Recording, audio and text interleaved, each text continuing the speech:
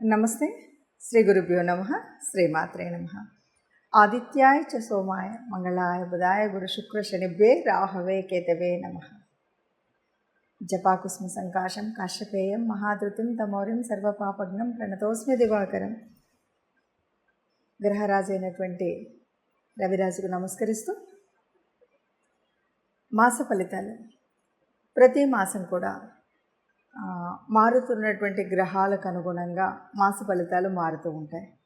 మరి ప్రతి మాసంలో మాస ఫలితాలు చెప్పుకోవాలా అంటే తప్పనిసరిగా చెప్పుకుంటే వచ్చేటువంటి మనం తీసుకునేటువంటి నిర్ణయాలు కానీ, చేయవలసినటువంటి పనులు కానీ, ఎలా చేయాలి, ఏ ప్రణాళికలు వేసుకోవాలి, ఏవి చేయకూడదు అనేటువంటి ఒక సరి అయిన దిశా నిర్దేశనం జరుగుతుంది. కాబట్టి మనం ప్రతి మాసంలో మాస ఫలితాలు, అలాగే పక్ష ఫలితాలు, వీలును బట్టి వార ఫలితాలు ఇలా చెప్పుకోవడం అనేటువంటిది జరుగుతుంది.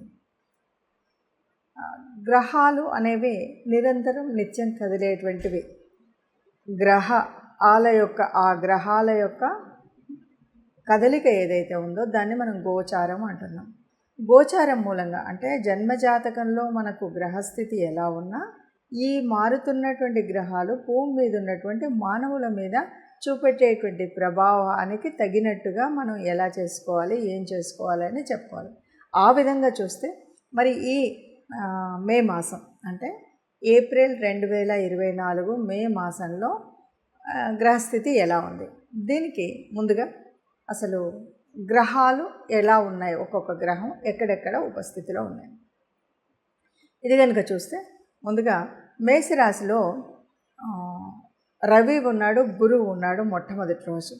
కానీ గురువు మొదటి రోజు అంటే 1వ తారీఖు సాయంత్రం నుండి అంటే మనం 2వ తారీఖు లెక్క వేసుకున్నా కూడా గురువు వృషభంలోకి మారుతున్నాడు.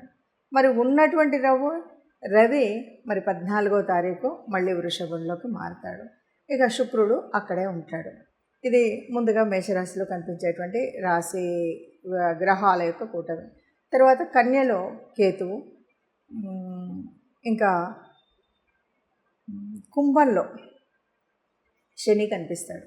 ఇక దాటితే మీనరాశిలో కుజుడు, తర్వాత బుధుడు, రాహు, ఈ ముగ్గురు అక్కడ ఉంటారు. బుధుడు 11వ తారీఖుకి మళ్ళీ మేషరాశిలోకి ప్రయాణం చేస్తాడు. ఇది రాసుల యొక్క స్థితి, రాసులలో గ్రహాల యొక్క స్థితి. ఈ రాశుల్లో ఇలా ఉంటాడు. చంద్రుడు 2.5 రోజులకు ఒక గ్రహం చొప్పున మారుతూనే ఉంటాడు. ఇలా గ్రహాలు ఉన్నప్పుడు మరి ఈ మార్పు వల్ల ఒక్కొక్క రాశి వారికి అంటే 12 రాశుల వారికి ఎలా ఉంటుంది, దానివల్ల ఫలితం ఎలా ఉంటుంది అంటే ఇటు చిన్న చిన్న మార్పులే. ఎందుకంటే ఒకేసారి ఈ నెల లోపల ఉద్యోగాలు వచ్చేసో పెళ్ళిళ్ళు అయిపోయో ఇంకేదో అవుతుందన్నది కాదు. మనం ఉన్నటువంటి కొన్ని కష్టాలు కానీ, కొన్ని నిర్ణయాలు కానీ, కొన్ని రకాలైనటువంటి పనులు చేయాలా వద్దా అనేటువంటి ఒక స్థితి కోసం మనం చెప్పుకునేటువంటిది ఈ గ్రహస్థితి. ఇప్పుడు ఒక్కొక్కటిగా 12 రాశుల యొక్క ఫలితాన్ని చూద్దాం. తదుపరి కన్యారాశి. కన్యారాశి వారికి మే నెలలో ఎలా ఉంటుంది, మే నెలలో ఎలా ఉంటుంది అంటే కన్యారాశి వారికి చెప్పాలంటే రాశిలో కేతువు ఉన్నప్పటికి కూడా అన్ని విషయాల్లో కొద్దిగా అంటే ఇంతకు ముందు ఉన్నటువంటిది కాకుండా విజయం అనేటువంటిది తప్పకుండా వరిస్తుంది. రాశ్యాధిపతి బుధుడు.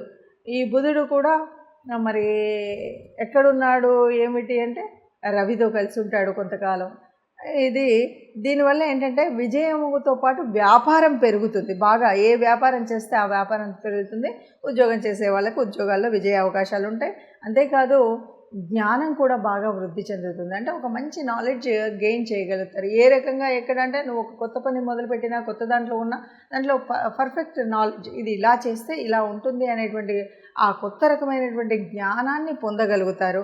అట్లాగే చదువు ఎవరైనా చదువుకునేటువంటి పిల్లలు ఉంటే కనుక చక్కటి పురోగతి అంటే హయ్యర్ ఎడ్యుకేషన్ అయితే దాంట్లో ఎటువైపు ఏంటి అనేటువంటి ఒక మార్గదర్శనం దొరికి పైకి వెళ్ళడం. చిన్నపిల్లలైతే కూడా అంటే ఈవెన్ 10th తర్వాత కూడా మనకి ఒక మార్గదర్శనం కావాలి, పురోగతి కావాలి, మంచి మార్కులు రావాలి, ఇవన్నీ ఉంటాయి కదా. ఇవన్నిట్లలో బాగుంటుంది. వాహనం వైజ్ అంటే వాహన సౌఖ్యం అనేది కానీ, వాహనాలు కొనుగోలు చేసేటువంటి వారికి కానీ, సంపద పరంగా కూడా ఇవన్నీ కూడా ఇంకా విలాసవంతమైన జీవితం అంటారు కదా, ఇది అంటే మనం ఆప్ట్గా యూజ్ చేయాల్సినటువంటి అంటే విలాసవంతం. ఏదైనా సరే హాయిగా చక్కగా పడుకున్నాం, లేచినాం, చక్కటి బట్టలు వేసుకున్నాం, చక్కగా స్ప్రే చేసుకున్నారు, ఇలా అంటే కొంచెం చూడడానికి ఏదో నిత్యం కష్టజీవిలాగా ఉండడం వేరు. కష్టజీవికి ఎంతసేపు కూడా శ్వేతం ఒడిసి ఉంటుంది కాబట్టి శరీరంలో మనం ఏదో సుగంధాలు చెందేటువంటి స్థితి ఉండదు. కానీ విలాసవంతమైన జీవితంలోకి వచ్చేసరికి చక్కగా మనం అన్నీ కూడా అంటే సమయం కేటాయిస్తాం, చక్కగా పరిమళభరితమైనటువంటి వాటిని చల్లుకోవడం ఇవన్నీ ఉంటాయి. కాబట్టి జీవితం అంటే సౌకర్యాలతో జీవన శైలి చాలా వరకు సుసంపన్నం అవుతుంది అని చెప్పొచ్చు. అంటే ఒక ఓవరాల్గా ఈ రాశి వారికి చాలా బాగుంటుంది అని చెప్పొచ్చు ఈ మాసం మాత్రం. తదుపరి మళ్ళీ గ్రహాల సంచారాన్ని బట్టి మారుతుంది. మరి గ్రహాల స్థితిని బట్టి మనం ఈ రాశి ఫలితాలను చెప్పాను.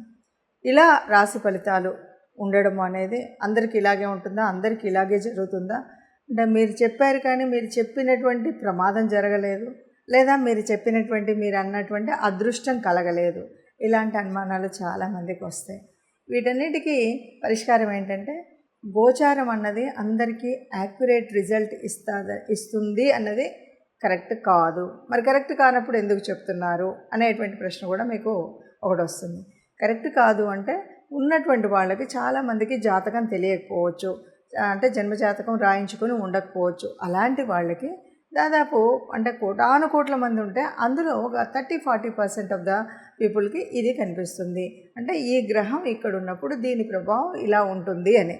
ఎప్పుడు ఈ జన్మజాతకంలో ఉన్నటువంటి గ్రహాలు పూర్తిగా మంచి చేసే విధంగా ఉన్నాయా, యోగించే ఉన్నాయా, యోగించని ఉన్నాయా అన్నదాన్ని బట్టి ఉంటాయి. అంటే గ్రహాల స్థితి, యుతి, వాటి యొక్క దృష్టి ఇవన్నీ కూడా ఇప్పుడు మారుతున్నటువంటి గ్రహాలే కాదు, జన్మజాతక కుండలిలో ఉన్నటువంటి ఆ దృష్టిని బట్టి, ఆ యుతిని బట్టి, ఆ యోగించే గ్రహాలను బట్టి ఉంటుంది. వీటితో పాటు దశ, అంతర్దశలు, జరుగుతున్నటువంటి దశలేంటి, అంతర్దశలేంటి, ఇవి ఇప్పుడు మనకు యోగించేవా కావా, వీటన్నింటిని బట్టి ఫలితం ఉంటుంది. కాబట్టి సహజంగా ఏదైనా సరే పూర్తి మనకు జీవితంలో ఎలా ఉంటుంది అని తెలుసుకోవాలి. లేదు ఈ నెలలో ఒక చిన్న పని చేయాలి, చిన్నది ఆరంభించాలి అంటే ఇలా చూస్తే సరిపోతుంది. అలా కాదు, మాకు మా జన్మరీత్యా ఉన్నటువంటి దాని ప్రకారంగా నాకు నేను ఎప్పుడు పుట్టానో తెలుసు, date of birth, place of birth, time of birth తెలుస్తుంది అనుకుంటే మీకు నచ్చినటువంటి జ్యోతిషుల ద్వారా మీ యొక్క జన్మకుండలిని వేయించుకున్నట్టయితే మీ యొక్క పూర్తి జ్యోతిష్యం అనేది తెలుస్తుంది. దానివల్ల ఏ వయసులో, ఎలాంటి వయసులో ఎలాంటి ఉన్నతి ఉంటుంది, ఎలా ఉంటుంది, సంతానం ద్వారా ఎలా ఉంటుంది, సంతానం ఎలా ఉంటుంది, ఇవన్నీ విషయాలు తెలుస్తాయి.